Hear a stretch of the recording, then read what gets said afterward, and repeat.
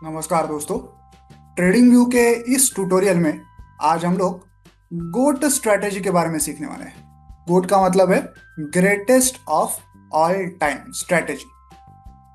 आमतौर पर हम जब भी कोई स्ट्रेटेजी कोड करते हैं या इस्तेमाल करते हैं, मान लीजिए मैंने कोई मूविंग एवरेज से रिलेटेड स्ट्रेटेजी बनाई है और वो कहीं पे ठीक ठाक चल रही है, कहीं पे नहीं चल रही है, तो मेरे मन में आता है कि यार इस मूविंग एवरेज के साथ साथ अगर मैं इसमें आरएसआई वाली कंडीशंस भी ऐड करूँ तो वो ठीक से चली नहीं चली। फिर मन में आता है कि इसके ऊपर अगर मैं बोलिंजर बैंड भी ऐड कर दूँ तो, सुपर ट्रेंड भी ऐड कर दूँ तो, रिस्क रिवॉर्ड रेशियो के साथ टारगेट भी ऐड कर दूँ तो, ट्रेलिंग स्टॉप लॉस भी ऐड कर दूँ तो कैसे होगा। ऐसे तरह तरह के विचार हमारे मन में आते हैं कि ये भी ऐड करके देखता हूँ क्या होता है, वो भी ऐड करके देखता हूँ क्या होता है। मुझे कैरी फॉरवर्ड नहीं करना है ट्रेड, तो दिन की जो एंड की कैंडल होगी वहां पे स्क्वायर ऑफ कर दूंगा, तब देखता हूँ क्या होता है, तब शायद रिजल्ट अच्छा आ जाए। ऐसे सैकड़ों ख्याल हमारे मन में आते हैं कि ये करके देखता हूँ, वो करके देखता हूँ, शायद मेरी स्ट्रैटेजी जो है वो मौजूदा स्थिति से बेहतर हो जाए। लेकिन फिर इतना सारा कोड करेगा कौन? तो आप चिंता मत कीजिए, इसीलिए मैंने ये गोट स्ट्रैटेजी क्रिएट की है। इसमें मैंने सैकड़ों क्राइटेरिया जो है एंट्री के लिए, एग्जिट के लिए, टारगेट्स के लिए कोड करके रखे हैं। आप इनको फ्रीली यूज कर सकते हैं। देखिए, मैंने इसे निफ्टी के 15 मिनट के चार्ट पे ऐड किया है। आप पूरे चार्ट पे ट्रेड्स को देख सकते हैं। अब हम लोग जाएंगे इसके सेटिंग्स वाले पैनल में और देखते हैं कि इसमें क्या क्या कोड किया गया है। देखिए, इसका सेटिंग्स पैनल जो है वो बहुत ही बड़ा है क्योंकि इसमें ढेर सारी चीजें मैंने ऐड की हुई है। देखते हैं क्या क्या है एक एक करके। सबसे पहले यहाँ पे लिखा हुआ है ट्रेड इनपुट्स और यहाँ पे 4 चेक बॉक्सेस हैं। क्या क्या है? पहला है शो लॉन्ग ओनली ट्रेड्स। अगर यही चेक बॉक्स ऑन होता और ये नीचे वाला शो शॉर्ट ओनली ट्रेड्स या अगर ऑफ होता तो क्या होता? पूरे चार्ट पे आपको सिर्फ बाय वाले या लॉन्ग वाले ट्रेड्स ही दिखाई देंगे। देखिए, जैसे अभी फिलहाल कोई भी शॉर्ट ट्रेड दिखाई नहीं दे रहा। क्यों? क्योंकि यहाँ पे शो लॉन्ग ओनली ट्रेड्स यही चेकबॉक्स ऑन है। अगर मैं इस वाले को भी ऑन कर दूं, शो शॉर्ट ओनली, तो देखिए आप शॉर्ट वाले सेल वाले ट्रेड्स भी आ गए। लॉन्ग वाले को अगर ऑफ कर दूं तो देखिए लॉन्ग वाले सारे सारे ट्रेड जो है वो चले गए, सिर्फ शॉर्ट वाले सेल वाले ट्रेड से अभी रहे हैं चार्ट पे। तो यहाँ पे 2 चेकबॉक्सेस हमें लॉन्ग ट्रेड चाहिए कि शॉर्ट ट्रेड चाहिए, ये फैसिलिटी देने के लिए मैंने रखे हुए हैं। तीसरा है कि make the strategy intraday only. मान लीजिए कि मैं निफ्टी के 15 मिनट के चार्ट पे हूँ, मेरा कोई ट्रेड चालू है, सपोज ये वाला ट्रेड चालू है और मैं चाहता हूँ कि भाई इसे कैरी फॉरवर्ड नहीं करना है, दिन का जो लास्ट कैंडल होगा मुझे वहां पे वो स्क्वायर ऑफ करना है। तो तब जाके मैं ये वाला चेकबॉक्स यूज करूंगा, make the strategy intraday only. तब क्या होगा? जो लास्ट कैंडल होगी दिन की, वहां पे जो ट्रेड है वो स्क्वायर ऑफ हो जाएगा। जैसे कि यहाँ पे देखिए, मैं जरा इसको जूम करके दिखाता हूँ आपको। यहाँ पे एक एंट्री आई थी हमें 9:15 बजे और यहाँ पे 3:30 बजे जो लास्ट बार था वहां पे एग्जिट आ गई। क्यों? क्योंकि हमने वो स्क्वायर ऑफ करने वाला जो चेकबॉक्स है उसे ऑन रखा है, ये वाला। अगर मैं इसे ऑफ कर दूं तो ये वाली जो एग्जिट है वो गायब हो जाएगी, ये कहीं आगे आ जाएगी। देखिए, यहाँ से वो एंट्री गायब होगी, यहाँ से एंट्री ही पूरी गायब होगी और वो एग्जिट भी गायब होगी। क्यों? क्योंकि उसके पहले ये नई एंट्री वहां पे चालू है। देखिए, ये एक एंट्री चालू है और इसका दिन के एंड में कोई भी एग्जिट नहीं आया है क्योंकि हमने वो वाला चेकबॉक्स जो है उसे ऑफ कर दिया है।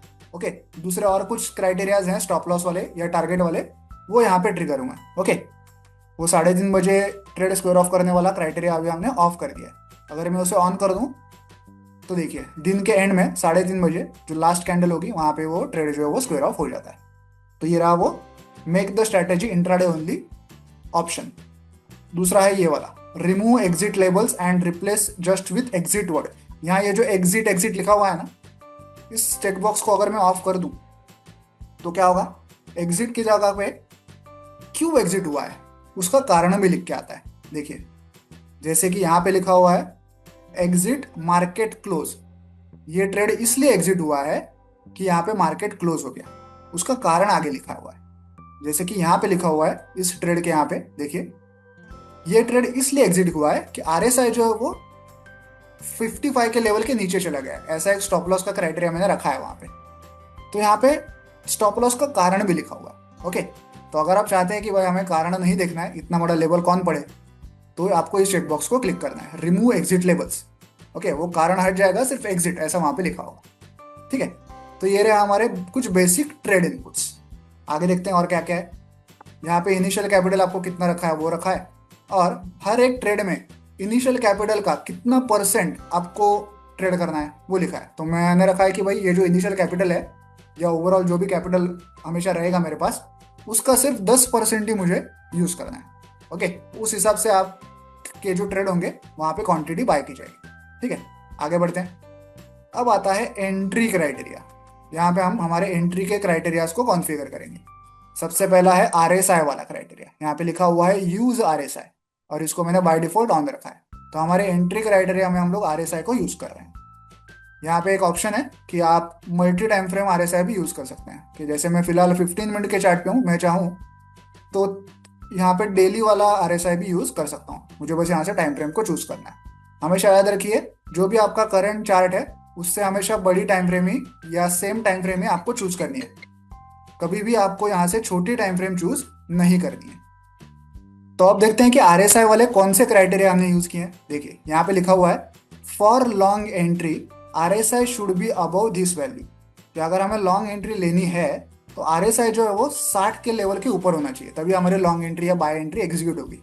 और शॉर्ट एंट्री के लिए लिखा है कि for short entry RSI should be below this value. अगर शॉर्ट एंट्री लेनी है तो आरएसआई 40 के नीचे होना चाहिए। यह रहा हमारा एंट्री के लिए आरएसआई का क्राइटेरिया। लेकिन आरएसआई की लेंथ क्या है, उसके इनपुट्स क्या हैं, वो कहाँ से मिलेंगे मुझे।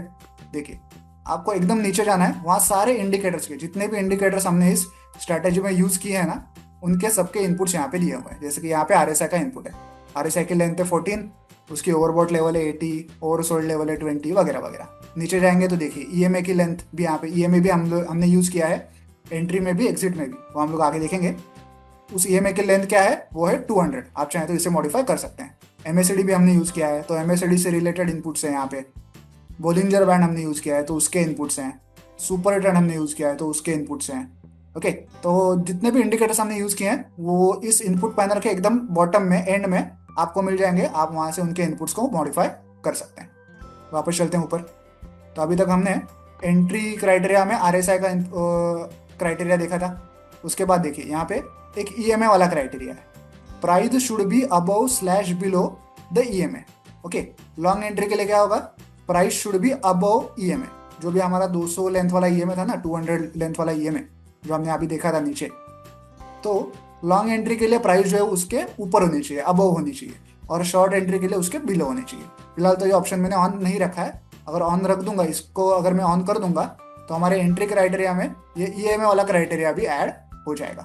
ओके, और आप ईएमए का जो टाइम फ्रेम है वो भी यहाँ से मॉडिफाई कर सकते हैं। याद रखिए, करंट चार्ट से हमेशा बड़ा टाइम फ्रेम ही या सेम टाइम फ्रेम ही आपको हमेशा चूज करना है, कभी भी छोटा टाइम फ्रेम चूज नहीं करना है। तो ये हो गया हमारा ईएमए का क्राइटेरिया।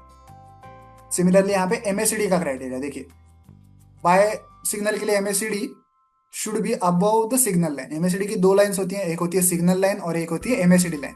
तो बाय ट्रेड के लिए एमएसडी जो है वो सिग्नल लाइन के ऊपर होनी चाहिए, सेल के लिए उसके नीचे होनी चाहिए। ओके, तो इसको मैंने ऑन नहीं रखा है, अगर आप चाहें तो ऑन कर सकते हैं। सिमिलरली और एक क्राइटेरिया एमएसडी में, जो जीरो लाइन होती है एमएसडी की, ओके, उसका भी हमने यूज किया है कि बाय ट्रेड के लिए एमएसडी की जो लाइन है वो जीरो लाइन से ऊपर होनी चाहिए, और सेल ट्रेड के लिए एमएसडी की लाइन जीरो लाइन से नीचे होनी चाहिए। ऐसा भी एक यहाँ पे क्राइटेरिया, आप चाहे तो इसे भी यूज कर सकते हैं। ओके, और एमएसडी के लिए यहाँ पे हमने टाइम फ्रेम वाला ऑप्शन भी दिया हुआ है। अगला क्या है, अगला है वीवॉप वाला। ओके, बाय ट्रेड के लिए प्राइस जो है वो वीवॉप के ऊपर होनी चाहिए, और सेल ट्रेड के लिए वीवॉप के नीचे होनी चाहिए। इसके लिए अभी यहाँ पे टाइम फ्रेम का ऑप्शन दिया हुआ है। फिर आता है बोलिंजर बैंड। बाय ट्रेड के लिए प्राइस जो है वो बोलिंजर बैंड का जो अपर बैंड होता है, बोलिंजर में 3 बैंड्स होते हैं ना, अपर होता है, मिडल होता है और लोअर होता है। तो बोलिंजर बैंड का जो अपर बैंड होता है उसके ऊपर प्राइस होनी चाहिए बाय ट्रेड के लिए, और सेल ट्रेड के लिए जो लोअर बैंड होता है उसके नीचे होनी चाहिए। ओके, इसके लिए भी यहाँ पे मल्टी टाइम फ्रेम का ऑप्शन दिया हुआ है। फिर आता है सुपर ट्रेंड, सॉरी इसको ऑन कर दिया गलती से। हाँ, फिर आता है फिर आता है सुपर ट्रेंड।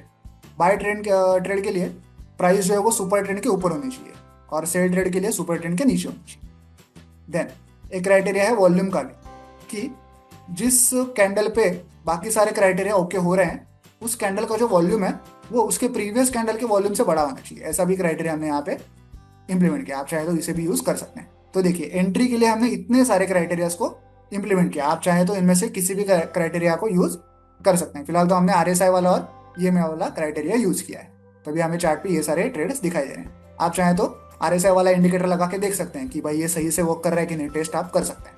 ईएमए भी आप ऐड कर सकते हैं, उसे टेस्ट कर सकते हैं, सुपर ट्रेंड भी ऐड कर सकते हैं और उसे भी टेस्ट कर सकते हैं। ठीक है, मैं टेस्टिंग पार्ट में नहीं जा रहा हूँ, आप अपने हिसाब से उसको टेस्ट कर सकते हैं। तो ये सारे हो गए एंट्री वाले क्राइटेरियाज। सिमिलरली यही सारे क्राइटेरियाज हमने एग्जिट के लिए, स्टॉप लॉस के लिए भी यूज किए हैं। देखिए यहाँ पे एग्जिट स्टॉप लॉस क्राइटेरिया लिखा हुआ है। सबसे पहले आरएसआई वाला क्राइटेरिया, उसको हमने ऑन रखा है। एग्जिट के लिए क्या होगा क्राइटेरिया, जब लॉन्ग एंट्री होगी तब क्या होना चाहिए, RSI should be below this value. अगर आरएसआई 55 के वैल्यू के नीचे चला गया तो हमारा स्टॉप लॉस हिट हो जाएगा लॉन्ग ट्रेड में, और आरएसआई अगर 45 के लेवल के ऊपर चला गया तो हमारा स्टॉप लॉस हिट हो जाएगा शॉर्ट ट्रेड में। ये हो गया हमारा आरएसआई का स्टॉप लॉस वाला क्राइटेरिया। सिमिलरली ईएमए का भी क्राइटेरिया है। लॉन्ग ट्रेड के लिए कैसे होगा, price should be below EMA, तब हमारा स्टॉप लॉस हिट होगा लॉन्ग ट्रेड में। और शॉर्ट ट्रेड के लिए कैसे होगा, price should be above EMA, तब हमारा स्टॉप लॉस हिट होगा शॉर्ट ट्रेड में। वैसे ही देखिए एमएससीडी का भी क्राइटेरिया है स्टॉप लॉस के लिए। एमएससीडी के दो क्राइटेरिया हैं, एमएससीडी और सिग्नल लाइन का, एमएससीडी और जीरो लाइन का। ओके, सिमिलरली वीवॉप का भी क्राइटेरिया है। लॉन्ग ट्रेड के लिए कैसे होगा, प्राइस शुड बी बिलो वीवॉप लॉन्ग ट्रेड के लिए, और शॉर्ट ट्रेड के लिए कैसा होगा, प्राइस शुड बी अबव वीवॉप, तब जाके हमारा स्टॉप लॉस हिट होगा। सिमिलरली बोलिंजर बैंड का क्राइटेरिया है, सुपर ट्रेंड का क्राइटेरिया है। ओके, यहाँ पे क्या है, price should be above price should be below entry candles high low value, ऐसा भी एक क्राइटेरिया हमने स्टॉप लॉस का रखा है। मान लीजिए इस कैंडल पे कोई एक अच्छी कैंडल लेता हूं मैं। हाँ, मान लीजिए ये कैंडल है, इस पे हमारी एंट्री आई है, लॉन्ग एंट्री आई है, तो इसकी जो लो वैल्यू होगी ना, इसके नीचे अगर प्राइस क्लोज हो जाए कभी तो हमारा स्टॉप लॉस हिट हो जाएगा लॉन्ग ट्रेड के लिए। और ऐसे अगर शॉर्ट ट्रेड हुआ तो कोई शॉर्ट ट्रेड दिखाता हूं मैं। हाँ देखिए यहाँ पे एक शॉर्ट ट्रेड है, ये शॉर्ट ट्रेड हुआ तो ये जो कैंडल है इसका जो हाई वैल्यू है, इसके ऊपर अगर कोई कैंडल क्लोज हो गया तो वहां पे हमारा स्टॉप लॉस हिट हो जाएगा। ऐसा वो क्राइटेरिया है कि जो एंट्री कैंडल है आपकी, उसके हाई या लो के नीचे अगर आपका प्राइस क्लोज हो जाता है तो आपका स्टॉप लॉस जो है वो ट्रिगर हो जाएगा। ये वो वाला क्राइटेरिया। उसके बाद बहुत ही इंपॉर्टेंट दो स्टॉप लॉस के क्राइटेरियाज हैं। एक है पॉइंट बेस्ड स्टॉप लॉस। मान लीजिए हमने यहाँ पे लॉन्ग एंट्री ली है और यहाँ से प्राइस नीचे गई और 50 पॉइंट नीचे गई, तो हमारा स्टॉप लॉस जो है वो हिट हो जाएगा। ये है पॉइंट बेस्ड स्टॉप लॉस। आप यहाँ पे वो 50 वाली जो वैल्यू है उसे मॉडिफाई कर सकते हैं। Similarly percent based stop loss भी है। मान लीजिए यहाँ पे हमने एंट्री ली और प्राइस नीचे गई और आधा टक्का नीचे गई, तो हमारा स्टॉप लॉस हिट हो जाएगा, क्योंकि हमने यहाँ पे परसेंटेज बेस्ड स्टॉप लॉस को यूज किया है। आप परसेंटेज की वैल्यू जो है उसे चेंज कर सकते हैं। बाय डिफॉल्ट वैल्यू जो है मैंने आधा टक्के की रखी है। ठीक है, तो ये सारे हो गए हमारे स्टॉप लॉस के क्राइटेरिया, स्टॉप लॉस या एग्जिट के क्राइटेरिया। अब और क्या है नीचे देखते हैं। जैसे स्टॉप लॉस के क्राइटेरियाज है वैसे टारगेट के भी हैं। ओके, कहाँ क्या है, हाँ ये जैसे स्टॉप लॉस के हैं वैसे टारगेट के। यहाँ पे ट्रेलिंग स्टॉप लॉस है, उसको मैं आगे देखता हूँ। टारगेट वाला मैं यहाँ पे पहले बता देता हूँ आपको। जैसे स्टॉप लॉस के क्राइटेरिया है ना, वैसे टारगेट के भी है। देखिए यहाँ पे पॉइंट बेस्ड टारगेट है। अगर यहाँ पे मेरी एंट्री हुई है लॉन्ग एंट्री और मार्केट ऊपर गया 50 पॉइंट ऊपर गया, तो मेरा जो टारगेट है वो हिट हो जाना चाहिए। ओके, इसलिए यहाँ पे पॉइंट बेस्ड टारगेट हमने क्राइटेरिया क्रिएट किया है, और वो 50 वाली जो वैल्यू है वो आप यहाँ से मॉडिफाई कर सकते हैं। जैसे पॉइंट बेस्ड टारगेट है वैसे परसेंट बेस्ड भी है। मान लो मेरी यहाँ पे एंट्री हुई है और वहाँ से 5% प्राइस ऊपर चला गया, तो मेरा टारगेट हिट हो जाना चाहिए। तो यहाँ पे परसेंट बेस्ड टारगेट भी हमने इंप्लीमेंट किया है। तो 5% की वैल्यू यहाँ से आप मॉडिफाई कर सकते हैं। रिस्क रिवॉर्ड से रिलेटेड भी एक क्राइटेरिया है। मान लो मेरे यहाँ पे एंट्री हुई और हमारे जो ढेर सारे स्टॉप लॉसेस है ना, उसमें से जो सबसे नज़दीक वाला स्टॉप लॉस होगा ना, उसको कैलकुलेट किया जाएगा, और हमारे एंट्री पॉइंट और वो स्टॉप लॉस इनमें जो डिफरेंस है उससे दुगना हमारा टारगेट रखा जाएगा। ये हो गया हमारा रिस्क रिवॉर्ड वाला टारगेट। ओके, तो यहाँ पे टारगेट के भी 3 टाइप्स हैं। उसी के साथ साथ एक ट्रेलिंग स्टॉप लॉस वाला ऑप्शन है। यहाँ पे क्या हो रहा है, देखिए ट्रेलिंग स्टॉप लॉस वाला ऑप्शन अगर आप यूज करते हैं तो यहाँ पे 2 ऑप्शन हैं। For trailing stop loss, if the price moves these many points then the stop loss moves these many points. इसका क्या मतलब है, मान लीजिए कि मैंने ये पॉइंट बेस्ड स्टॉप लॉस को यूज किया है, ओके 50, और मैं इस ट्रेलिंग स्टॉप लॉस को भी यूज कर रहा हूँ। अब मान लीजिए यहाँ पे एंट्री हुई और प्राइस ऊपर गया, एंट्री पॉइंट से 30 पॉइंट प्राइस ऊपर चला गया है, तो अब क्या होगा, जो हमारा स्टॉप लॉस 50 पॉइंट पे था ना नीचे, अब वो ट्रेल होके ऊपर आ जाएगा। कितने पॉइंट ऊपर आएगा, इतने पॉइंट, 10 पॉइंट। क्यों, क्योंकि प्राइस जो है वो 30 पॉइंट ऊपर जा चुका है। तो अभी हमें हमारा स्टॉप लॉस जो है उसे ट्रेल करना है, ताकि अगर वहां से प्राइस नीचे आ जाए तो ज्यादा नीचे हमारा स्टॉप लॉस हिट ना हो। ओके, अब मान लीजिए ऊपर गया, 30 से भी ऊपर गया 60 तक गया, 60 पॉइंट्स तक गया, तो हमारा जो स्टॉप लॉस अभी 50 से 40 हुआ था वो और थोड़ा ऊपर जाएगा। कितना ऊपर जाएगा, और 10 पॉइंट से ऊपर जाएगा। मतलब जो अभी तक 40 पॉइंट पे था स्टॉप लॉस, वो ऊपर जाते जाते 30 पॉइंट तक आ जाएगा। ओके, ऐसे जैसे जैसे प्राइस ऊपर जाएगी हमारा स्टॉप लॉस भी ऊपर ऊपर ट्रेल होता जाएगा। ये लॉन्ग ट्रेड के लिए बता रहा हूँ मैं, शॉर्ट ट्रेड के लिए एग्जैक्टली उल्टा होगा। ओके, और अगर ये ट्रेलिंग स्टॉप लॉस आप यूज कर रहे हैं तो ट्रेल जो होगा वो हमेशा ट्रेंड की डायरेक्शन में ही होगा। ओके, ट्रेलिंग कभी भी विरुद्ध दिशा में नहीं होगा, अलग दिशा में नहीं होगा। फॉर एग्जाम्पल अगर लॉन्ग ट्रेड ले रहा हूं मैं और प्राइस ऊपर गया है 30 पॉइंट्स तक और हमारा स्टॉप लॉस जो है वो 50 पॉइंट का था पहले, वो अब ट्रेल होके 40 पॉइंट का हो गया है। ओके, और प्राइस वहां से नीचे गिरना चालू हुआ तो 40 पॉइंट से नीचे वापस 50 पॉइंट नहीं होगा स्टॉप लॉस।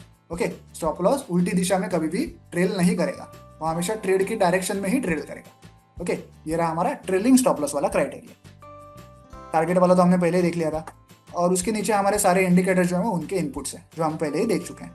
तो देखिए एक ही स्ट्रेटेजी में हमने कितने सारे एंट्री क्राइटेरियाज, कितने सारे स्टॉप लॉस क्राइटेरियाज, कितने सारे indicators, okay, target criterias, trailing stop loss वाले क्राइटेरियाज, इन सभी को हमने एक ही कॉमन कोड में, एक ही कॉमन स्ट्रेटेजी में कोड किया है, और इसी के लिए मैंने इसका नाम दिया है greatest of all strategy, goat strategy. Okay, तो आई होप आपको ये स्ट्रेटेजी अच्छी लगी होगी। मैं ये स्ट्रेटेजी सबके लिए फ्रीली अवेलेबल करवा रहा हूँ। आपको करना ये है कि इस वीडियो के नीचे डिस्क्रिप्शन बॉक्स में इस स्ट्रेटेजी की लिंक मैंने दे दी है, आपको उस लिंक को कॉपी करना है और आपके वेब ब्राउजर में उसे पेस्ट करना है। जब आप उसे वेब ब्राउजर में पेस्ट करेंगे तो आपके सामने ऐसा एक पेज ओपन हो जाएगा। आपको यहाँ पे गोट स्ट्रेटेजी जैसा लिखा हुआ दिखेगा, आपको बस इस ऐड टू फेवरेट्स बटन को क्लिक करना है। देन आपको जाना है नीचे, यहाँ पे मेरा ट्रेडिंग व्यू का प्रोफाइल नेम है, आप चाहे तो मुझे फॉलो कर सकते हैं। देन आपको कोई भी एक चार्ट ओपन करना है, आपको यहाँ पे कोई भी एक चार्ट ओपन करना है ऐसे, और इंडिकेटर सेक्शन में जाना है और फिर जाना है फेवरेट सेक्शन में। यहाँ पे आप आईटी वाला गोट स्ट्रेटेजी को देख पाएंगे, आपको बस इसे क्लिक करना है। तो देखिए स्ट्रेटेजी आपके सामने है, अब आप इसे फ्रीली यूज कर सकते हैं। आई होप आपको ये स्ट्रेटेजी, ये वीडियो सब कुछ अच्छा लगा होगा। वीडियो को एंड तक देखने के लिए धन्यवाद, थैंक यू।